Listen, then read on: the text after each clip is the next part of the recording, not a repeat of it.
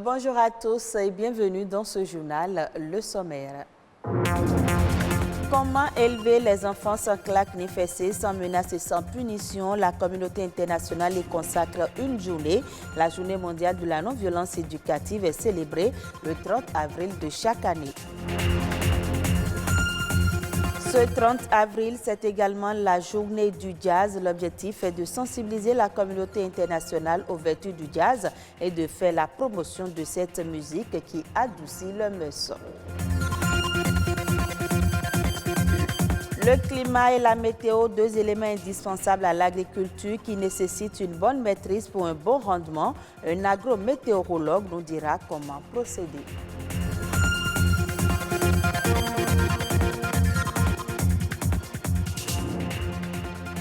En dépit de l'interdiction du châtiment corporel au Bénin, nombreux sont les éducateurs qui continuent de s'adonner à la pratique. Quelle alternative pour remplacer les châtiments corporels dans l'éducation des enfants? Nous en parlons ce 30 avril, journée consacrée à la non-violence éducative au plan international. C'est à travers ce reportage de Aurélie Sauton. Le châtiment corporel, autrefois considéré comme une pratique pédagogique indispensable dans l'éducation, se révèle contre-productif. Non seulement il ne favorise pas l'apprentissage de l'enfant, mais peut être dangereux pour son développement du fait des dégâts physiques et psychiques qu'elle engendre. Le châtiment corporel est un signe de faiblesse. Chaque fois que je soulève mon bâton, j'avoue que je suis incapable de communiquer. Donc c'est un signe de faiblesse. Un signe de faiblesse dont l'une des conséquences, c'est que l'éducateur, l'adulte, lorsqu'il passe son temps puni, frappé, ne se sent pas heureux et n'atteint donc pas son objectif. Le résultat n'est pas efficace. Et de l'autre côté, l'enfant qui est battu, maltraité, ne se sent pas aimé. Et ne se sentant pas aimé, il ne grandit pas heureux. Et donc, nous produisons dans la société des individus qui ne grandissent pas épanouis dans leur corps. Face aux limites de cette pratique aussi vieille que le monde, de plus en plus d'États prennent des engagements et adoptent carrément des législations et autres tests interdisant la violence éducative. C'est le monde entier qui se pose ces questions-là. Ce qu'on constate ici, c'est que nous avons pris des lois pour dire désormais ça va être puni, on ne doit plus taper les enfants, il faut faire attention, etc. Mais encore une fois, cette dimension de formation au dialogue n'est pas très promue par des institutions internationales.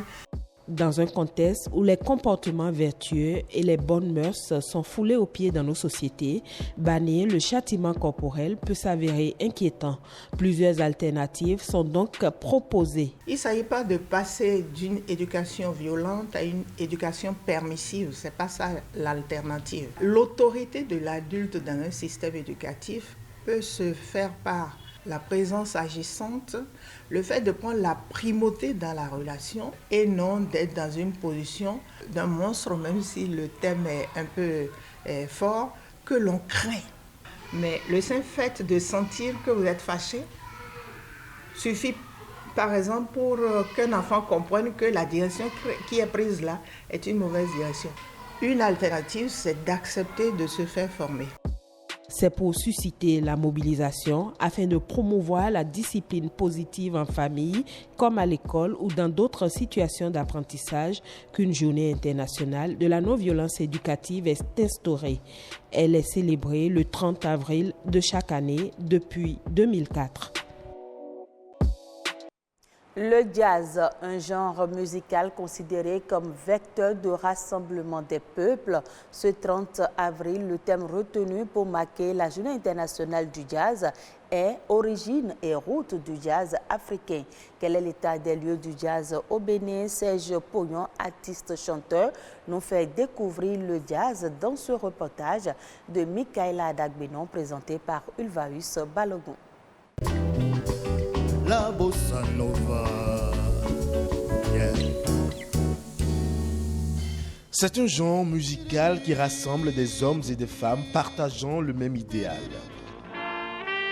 Créé à la fin du 19e siècle et le début du 20e siècle aux États-Unis par les Afro-Américains, le jazz serait d'origine africaine.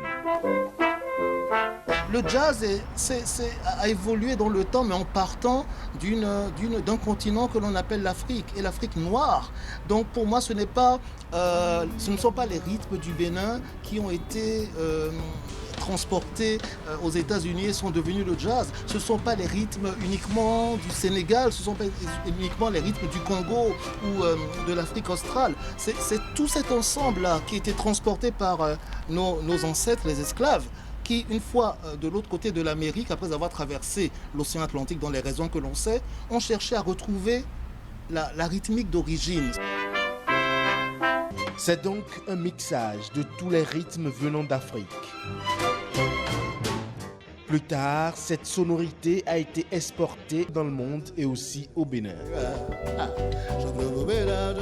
Malheureusement, les chanteurs béninois spécialistes du jazz se font rares. En effet, ce style musical impose le respect de quelques principes de base. Étant donné la spécificité du jazz, beaucoup parmi les artistes musiciens qui pratiquent le jazz se noient dans d'autres formules musicales. Vous avez par exemple des individualités, des musiciens qui, en tant qu'individus, sont bons musiciens de jazz, ont tout à fait compris la technique de la musique, mais pour des raisons alimentaires, pour des raisons de pratique professionnelle, pour des raisons d'intérêt de toutes sortes, préfèrent se noyer dans des groupes plus structurés, ce qui fait qu'ils perdent leur spécificité de jazz. Vraiment, il y en a énormément parmi les musiciens du Bénin, énormément. Chaque année, une ville différente est sélectionnée pour accueillir ce festival international. Ainsi, cette journée est l'occasion pour mettre en évidence, à travers le jazz, l'identité africaine et le potentiel créatif du continent qui a inspiré cette musique.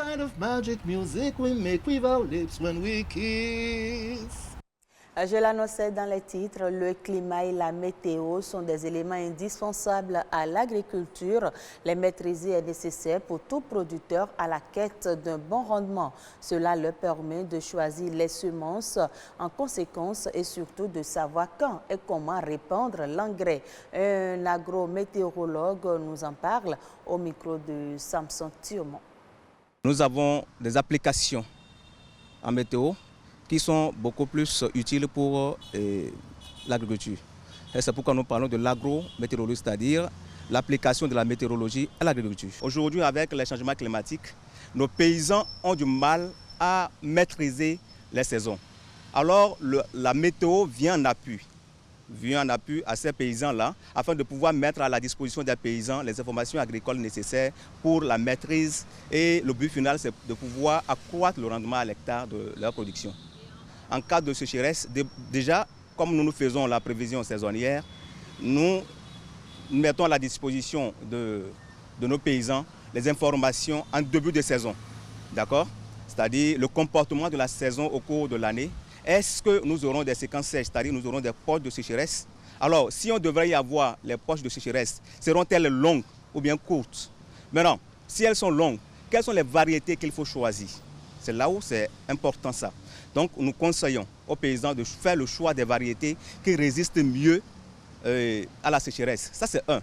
En dehors de cela, lorsque la saison démarre, nous on calcule ce qu'on appelle l'ETP, c'est-à-dire l'évapotranspiration potentielle, qui vous permet, c'est des termes techniques, qui permet de pouvoir évaluer la quantité d'eau qui est disponible pour que la plante puisse exploiter.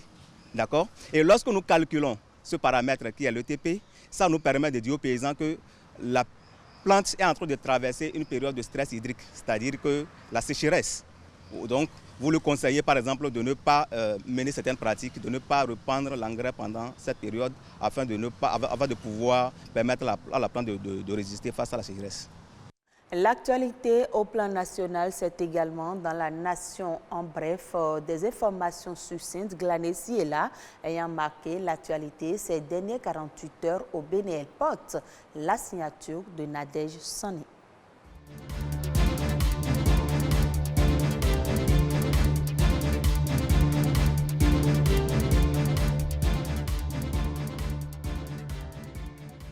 Le port obligatoire de masques au sein du cordon sanitaire est désormais étendu sur l'ensemble du territoire national. Selon le communiqué du directeur général de la police républicaine, cette mesure qui a été prise dans le cadre de la lutte contre la propagation du Covid-19 prend effet pour compter de mardi 28 avril 2020.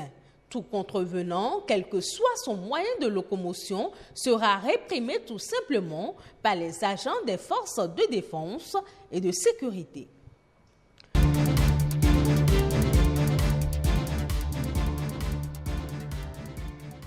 Environ 5 milliards de francs CFA pour mieux faire face au Covid-19 au Bénin. Le financement, approuvé par la Banque mondiale, est un don de l'Association internationale de développement IAD. Un nouveau projet sera exécuté grâce à ce financement et va consister à renforcer le système de surveillance des malades, l'équipement des laboratoires et la capacité de dépistage et de confirmation des cas. Il est également prévu la construction et l'équipement matériel de pointe de 2 centres de traitement des infections respiratoires aiguës ainsi que la modernisation de 10 établissements de santé existants pour les transformer en centres de gestion du traitement du Covid-19.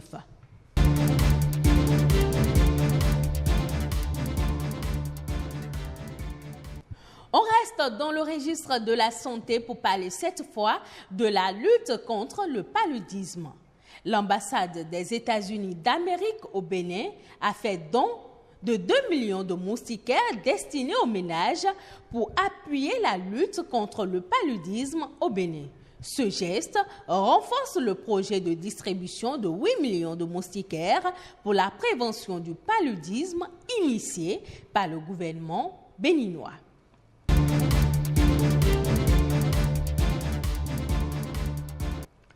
Un arrêté interministériel portant modalités d'organisation et de fonctionnement du répertoire électronique des sûretés mobilières du registre de commerce et du crédit mobilier a été signé par le garde des Sceaux, ministre de la Justice et de la Législation, Séverin Maxime Quenome, et le ministre de l'Économie et des Finances, Romuald Ouadaï. Une décision qui vise à améliorer le climat des affaires au Bénin. La sûreté mobilière est une garantie de la part des commerçants vis-à-vis des banques qui soutiennent leurs activités en leur octroyant des crédits. Les entreprises et même les particuliers peuvent désormais inscrire directement en ligne leur sûreté mobilière et faire également en ligne les modifications, renouvellements et radiations dans le registre des sûretés.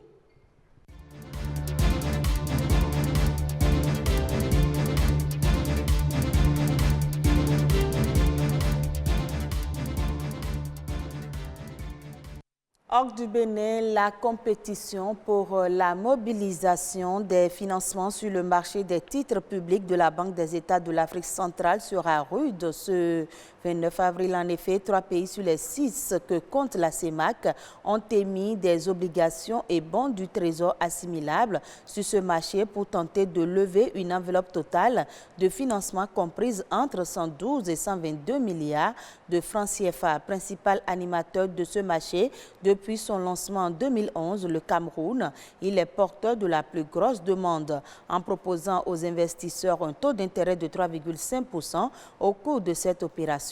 Le Trésor public camerounais espère pouvoir clôturer en beauté son programme de 3 émissions de titres de long terme sur ce marché qui vise à mobiliser au total 220 milliards de francs CFA pour financer certains projets d'infrastructure dans le pays. Et ainsi se referme ce journal. Merci à vous de l'avoir suivi.